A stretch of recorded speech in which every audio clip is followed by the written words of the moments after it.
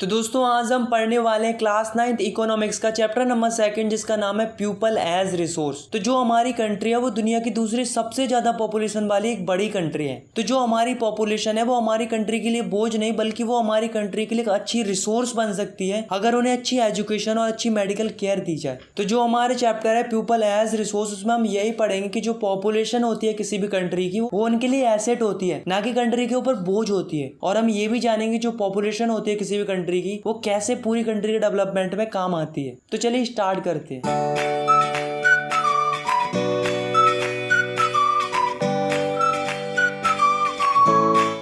तो जो हमारा चैप्टर है उसकी शुरुआत होती है ह्यूमन कैपिटल से। तो ये ह्यूमन कैपिटल क्या होती है? तो ह्यूमन कैपिटल का मतलब होता है कि the people who have knowledge and skills to do some productive work, such people are called human capital. मतलब ऐसे लोग जिनके पास अच्छी नॉलेज होती है और स्किल्स होती है कोई भी प्रोडक्टिव काम करने की, ऐसे लोगों को हम कहते हैं ह्यूमन कैपिटल। तो भाई ये तो बता दो कि आखिर ह्यूमन कैपिटल बनती कैसे है? तो ह्यूमन कैपिटल को जनरेट करने के लिए दो चीजों की जरूरत पड़ती है, पहली है एजुकेशन और दूसरी है हेल्थ। अब यार आप खुद ही सोचो, अगर किसी को अच्छी एजुकेशन और अच्छी मेडिकल केयर मिलेगी तभी तो वो अपनी लाइफ में प्रोग्रेस कर पाएगा। वहीं दूसरी ओर अगर किसी को एजुकेशन और मेडिकल केयर नहीं मिली तो क्या वो अपनी लाइफ में आगे बढ़ पाएगा? नहीं ना।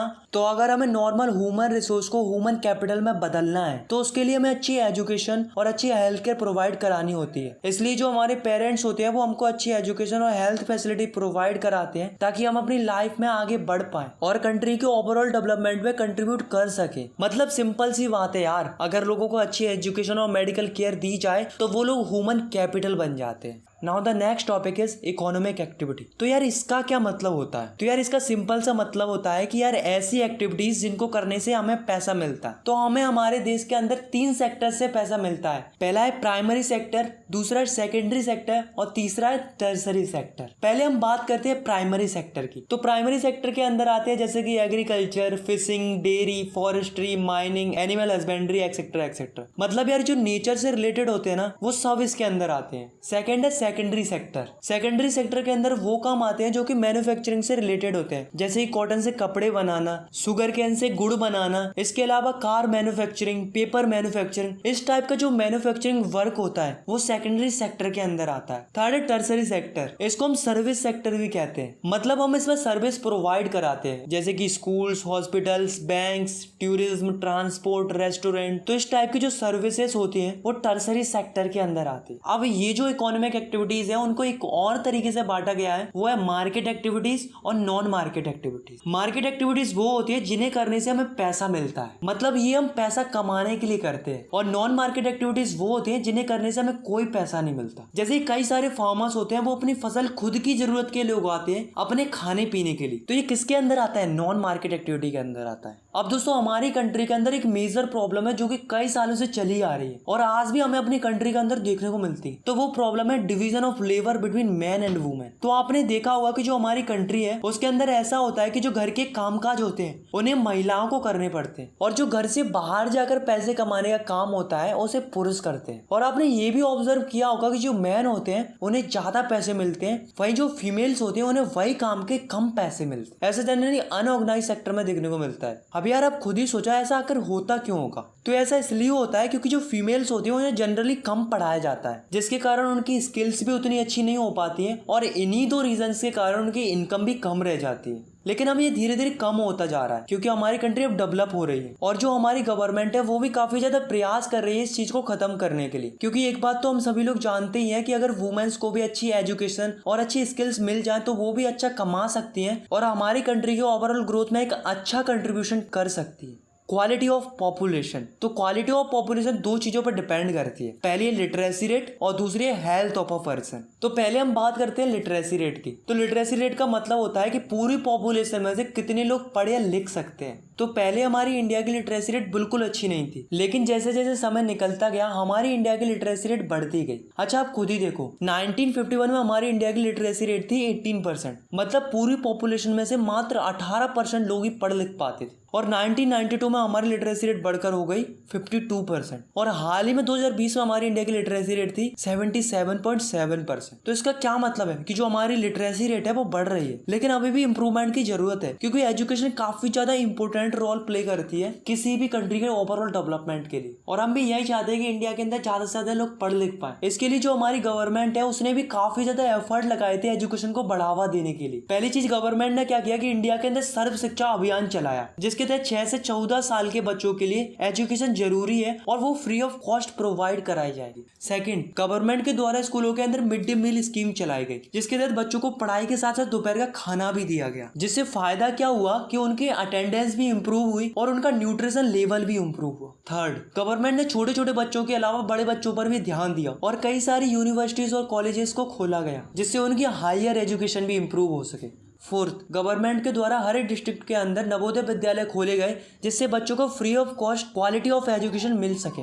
फिफ्थ, इन 1951-52 में जो हमारी गवर्नमेंट थी वो जीडीपी का 0.64% स्पेंड करती थी एजुकेशन के लिए, लेकिन गवर्नमेंट ने इसे इम्प्रूव किया और 2013-14 में जीडीपी का 3.3% स्पेंड किया एजुकेशन के लिए। तो ये कुछ मेजर स्टेप्स थे जो कि गवर्नमेंट ने लिए थे एजुकेशन को इम्प्रूव करने के लिए, और इन्हीं स्टेप्स के चलते हमारी इंडिया की लिटरेसी रेट इतनी इम्प्रूव हो पाई है। पर अभी भी हमें इम्प्रूवमेंट की जरूरत है। इसके लिए हमारी गवर्नमेंट कंटिन्यूसली प्रयास कर रही है और हम ऐसा मान सकते हैं कि आने वाले समय में हमारी इंडिया के अंदर और भी अच्छी एजुकेशन प्रोवाइड कराई जाएगी, जिससे ज्यादा से ज्यादा लोग पढ़ पाए। अब दोस्तों, लिटरेसी रेट से रिलेटेड कुछ फैक्ट्स हैं जो कि आपको याद रखने हैं। मेल की लिटरेसी रेट ज्यादा है, फीमेल की लिटरेसी रेट कम है। अर्बन एरिया की लिटरेसी रेट 16% ज्यादा है रूरल एरिया से। इंडिया के अंदर सबसे ज्यादा लिटरेसी रेट केरला की है जो कि 96.2%, और सबसे कम लिटरेसी रेट बिहार की है जो कि है 70.9%। तो ये तो है लिटरेसी रेट की बात। तो अब अपन बात करते हैं हेल्थ ऑफ अ पर्सन की। तो दोस्तों, आपने देखा कि जो हमारी एजुकेशन है वो कितनी इंपॉर्टेंट है, पर दोस्तों जितनी एजुकेशन इंपॉर्टेंट होती है उतनी इंपॉर्टेंट किसी भी पर्सन की हेल्थ होती है। चलो मान लिया हेल्थ इंपॉर्टेंट होती है, पर भाई ये तो बता दो कि हेल्थ को इम्प्रूव करने के लिए हमारी गवर्नमेंट ने किया क्या है। तो गवर्नमेंट ने पहली चीज तो यही की है कि कई सारे हॉस्पिटल्स और डिस्पेंसरीज खुलवा दी गई है, और साथ में हॉस्पिटल्स के अंदर कई सारी चीजों में इंप्रूवमेंट हुआ है, जैसे कि बेड्स की क्वांटिटी बढ़ा दी गई है, डॉक्टर्स की मात्रा भी बढ़ा दी गई है, और गवर्नमेंट के द्वारा फ्री में हेल्थ चेकअप्स भी हो रहे हैं, कैंपेन लग रहे हैं। इसके अलावा कई सारे मेडिकल कॉलेज खुलवा दिए गए। तो ये कुछ स्टेप्स है जो कि गवर्नमेंट ने लिए हैं लोगों की हेल्थ को इंप्रूव कराने के लिए। तो क्या वास्तव में लोगों की हेल्थ इंप्रूव हुई है? ऑफ कोर्स हुई है। पहले 1947 में लोगों की लाइफ एक्सपेक्टेंसी थी 32 ईयर, मतलब 1947 में ऑन एवरेज मात्र 32 साल तक लोग जीते थे, और 2021 आते आते लोगों की लाइफ एक्सपेक्टेंसी बढ़कर हो गई 70.8 years.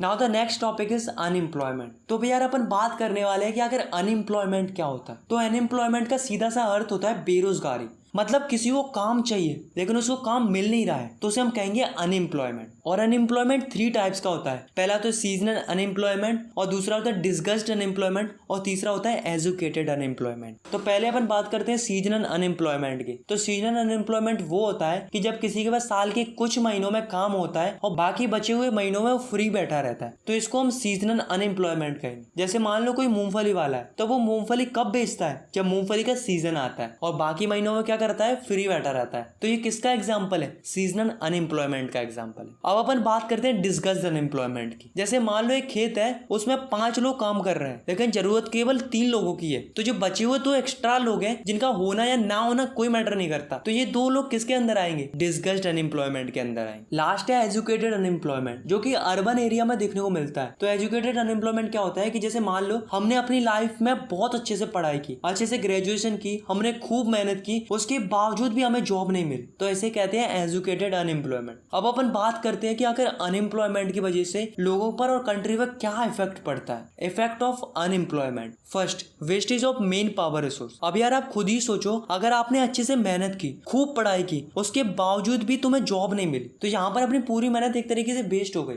Second, people who are asset for the economy turn into a liability. तो जो लोग हमारी इकोनॉमी के लिए एसेट बन सकते थे वे एक लायबिलिटी में बदल जाते हैं। Third, people become hopeless and depressed due to unemployment. Unemployment के चलते लोग होपलेस हो जाते हैं, यहाँ पर डिप्रेशन में चले जाते हैं। Fourth, people are compelled due to unemployment to do the work they do not want to do. मतलब लोगों को अनएम्प्लॉयमेंट के चलते वो काम करना पड़ता है जो काम वो करना नहीं चाहते। Fifth, detrimental impact on the overall growth of economy. मतलब अनएम्प्लॉयमेंट के चलते हमारे देश की इकोनॉमी पर भी काफी ज्यादा फर्क पड़ता है, क्योंकि लोगों के पास अच्छी जॉब नहीं होती, इसलिए वो अच्छा अर्न भी नहीं कर पाते और ना ही सोसाइटी को अच्छे से कंट्रीब्यूट कर पाते, जिससे हमारी कंट्री की इकोनॉमिकल ग्रोथ भी स्लो हो जाती है। सो यहाँ पर अपना चैप्टर खत्म होता है। आई होप आपको ये चैप्टर समझ में आ गया होगा। अगर आपको ये वीडियो पसंद आई तो यार आप इस वीडियो को लाइक कर सकते हो, और अगर आप चाहो तो इस चैनल को सब्सक्राइब भी कर सकते हो ऐसी क्लास 10th की और भी वीडियोस देखने के लिए। Thanks for watching, take care, bye bye.